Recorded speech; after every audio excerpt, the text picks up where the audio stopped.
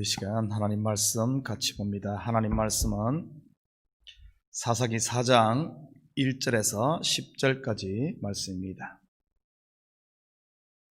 저와 여러분이 한 절씩 교독하도록 하겠습니다.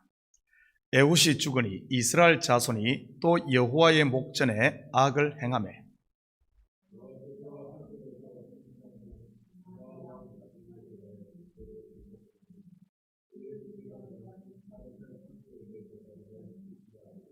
야빈 왕은 철병거 900대가 있어 20년 동안 이스라엘 자손을 심히 학대했으므로 이스라엘 자손이 여호와께 부르짖었더라.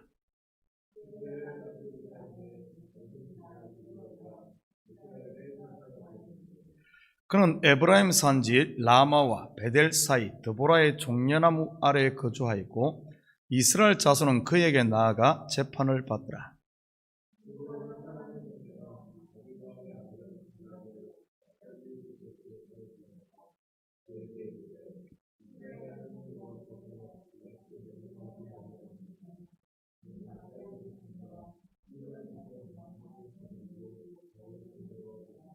내가 야빈의 군대 장관 시스라와 그의 병거들과 그의 무리를 기송강으로 이끌어 내게 이르게 하고 그를 내 손에 넘겨주리라 하셨느니라.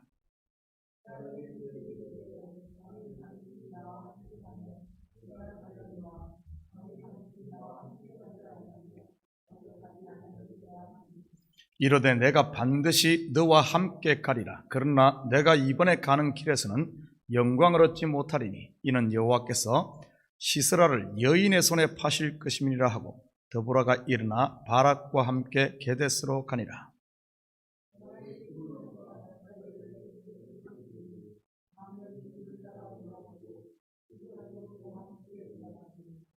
아멘.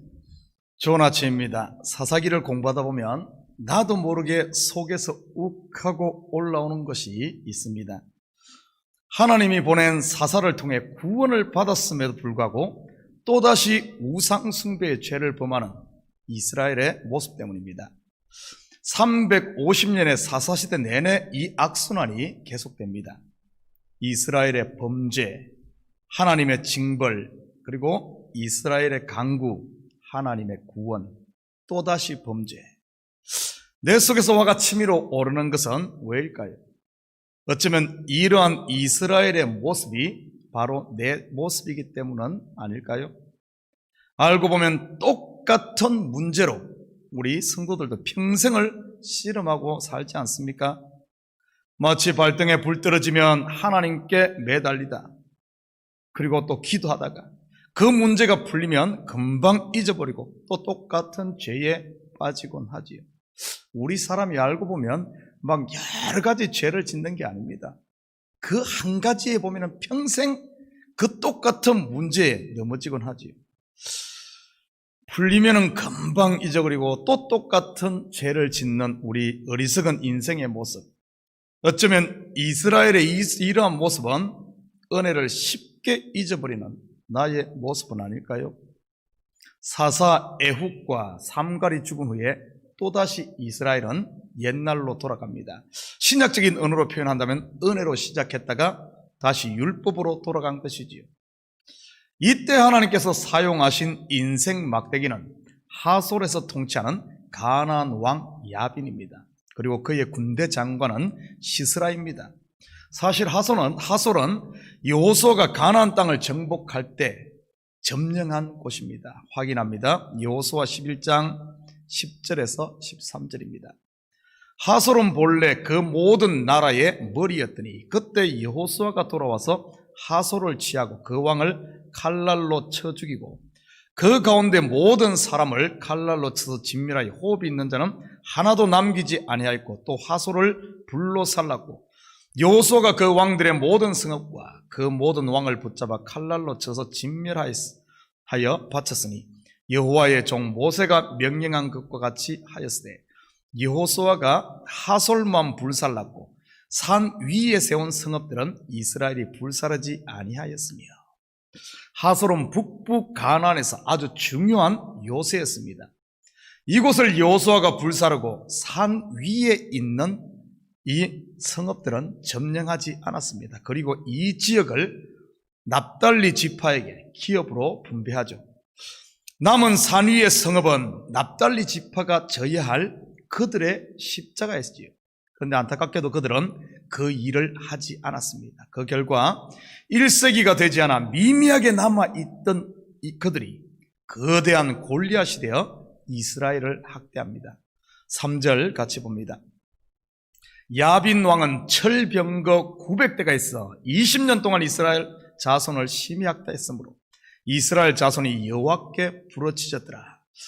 철병거하면 어느 나라가 생각납니까? 바로 애굽이지요. 당시 초강대국 애굽이 이 철병거 부대를 가지고 있었습니다. 역사학자들의 기록에 의하면 같은 시대 애굽의 철병거가 한 1200여 대 정도 있었다고 합니다. 야빈 왕이 철병거 900대가 있었다는 것은 엄청난 군사력을 보유했음을 보여줍니다. 그런 그의 학정에 시달린 이스라엘은 결국 하나님께 부르짖습니다. 이 모습을 보면 한편으로는 이스라엘이 불쌍해 보입니다. 그런데 다른 한편으로는 고통의 땅끝에서 부르짖을 곳이 있다는 것은 큰 소망이며 또한 복이기도 하지요. 이는 곧 피할 곳, 의지할 곳이 있다는 뜻이니까요. 하나님은 언제나 그들을 위해 구원자를 준비하고 계십니다. 마치 밤늦게 일터에서 돌아온 남편을 위해 따뜻한 저녁을 준비하고 있는 아내처럼 말이지요.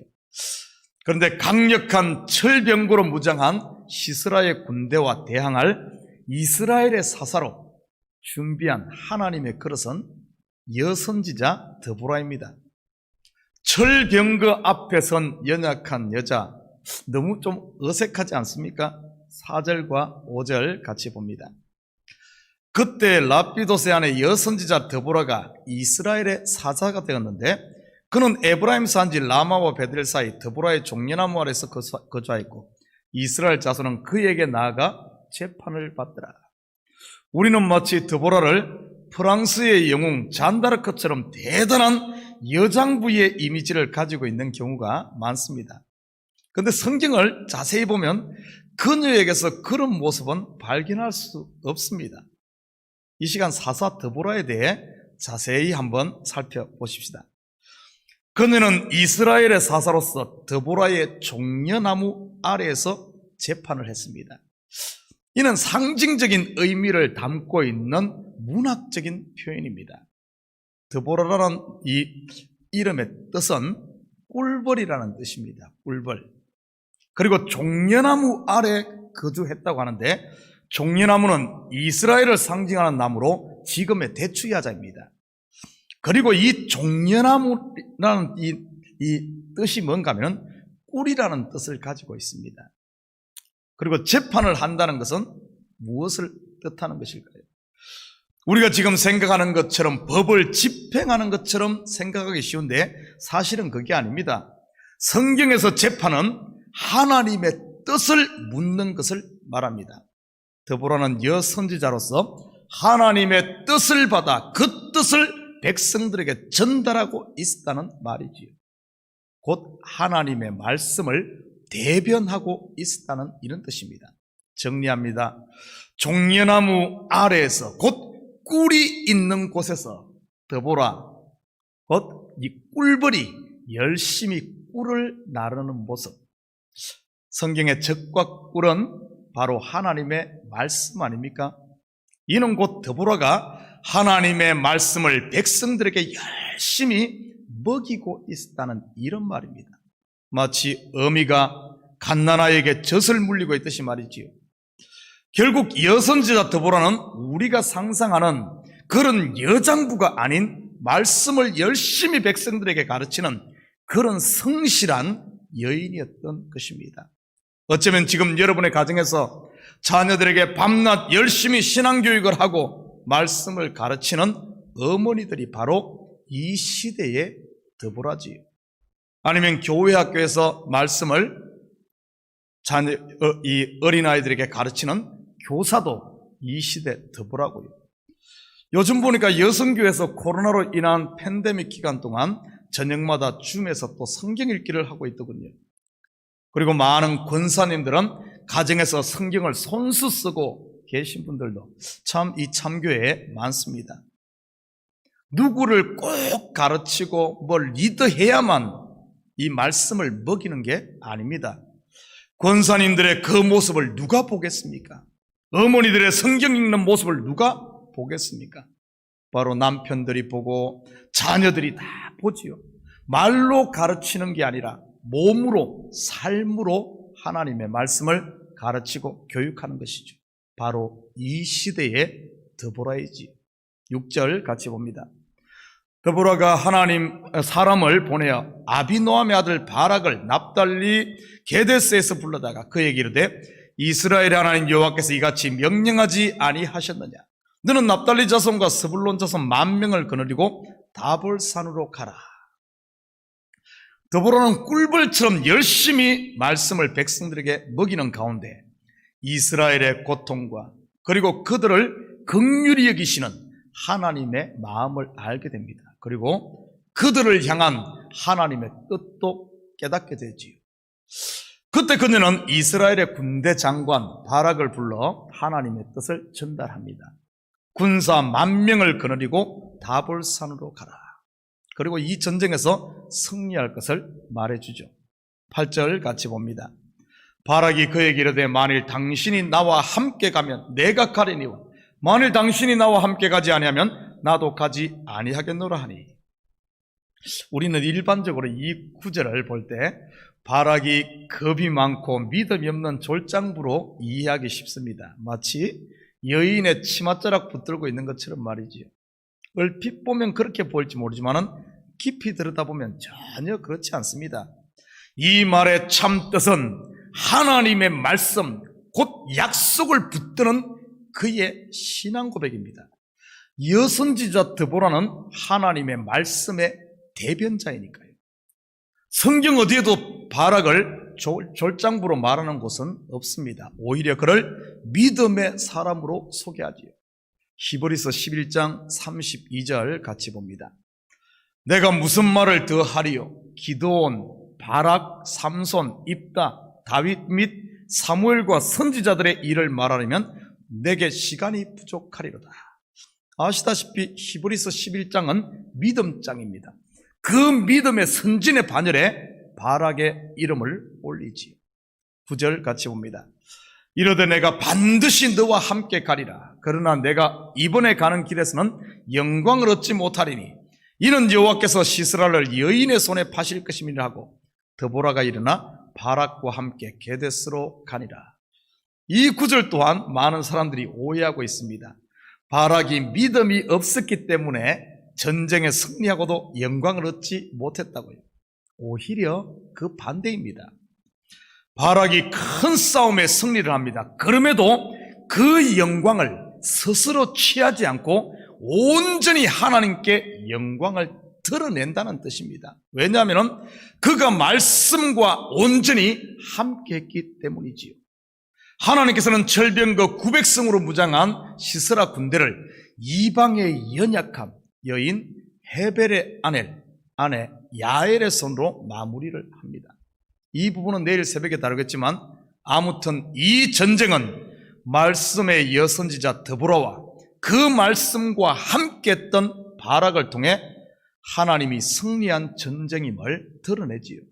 사랑하는 성도 여러분, 오늘 하루 삶 가운데 여러분이 무슨 위대한 일, 대단한 일을 하지 않아도 됩니다. 여러분의 주어진 삶의 현장에서 드보라, 즉 꿀벌처럼 열심히 사시기 바랍니다. 그리고 여러분이 선 곳이 종려나무, 즉 꿀이 흐르는 땅이 되게 하십시오. 그 말씀이 삶이 되고 또 말씀이 전해지는 꿀이 흐르는 땅이 되는 것 말이지요. 그래서 여러분을 통해 그분의 일하심이 증거되는 이것이 바로 그리스도의 제자 아닐까요?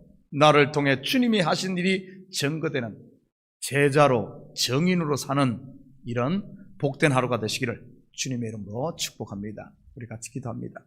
사랑의 아버지 하나님, 참으로 감사드립니다.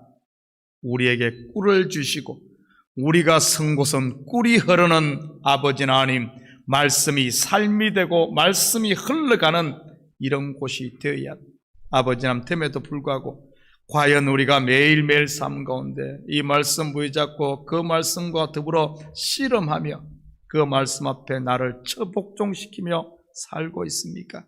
하나님, 우리 한 명 한 명이 이 시대에 드보라가 되어져 하나님의 뜻을 세상 가운데 펼치며 그 말씀이 아버지 하나님 나를 이끌고 주장하고 하나님 말씀이 아버지 하나님 나의 삶의 영역 가운데 펼쳐지는 하나님의 나라, 하나님이 통치하는 나라가 되게 하여 주시옵소서.